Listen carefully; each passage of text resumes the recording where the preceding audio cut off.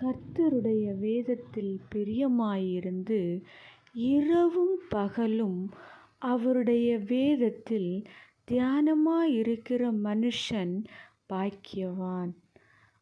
பிரியமானவர்களே, இன்றைக்கு நாம் தேவனுடைய வேதத்தின் மீது பிரியமாயிருக்கிறோமா என்று சற்று சிந்தித்து பார்க்க வேண்டும். ஏன் நாம் அனைவரும் உலக பிரகாரமான காரியங்களில்தான் பிரியமாயிருக்கிறோம். ஒரு நண்பரையோ அல்லது ஒரு சாப்பிடும் ஆகாரத்திலேயோ இதுதான் பிரியம் என்று நாம் சொல்லுகிறோம்.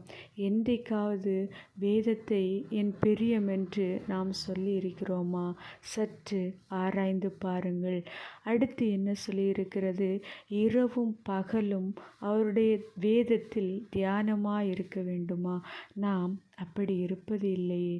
ஏதாவது ஒரு நேரம் மட்டும் வேதத்தை வாசித்துவிட்டு நாம் கடந்து செல்கிறோம். அப்படி இருக்கக்கூடாது. இரவும் பகலும் தியானிக்க வேண்டுமாம். தானியேலை பாருங்கள், தனக்கு கிடைக்கிற எல்லா நேரங்களிலும் வேதத்தை தியானித்து ஜெபம் பண்ணுகிறார். தனக்கு வருகிற எல்லா இன்னல்களிலுமிருந்து தேவன் அவனை விடுவிக்கிறார். நாமும் தேவனுடைய வசனத்தில் பிரியமாயிருப்போமா?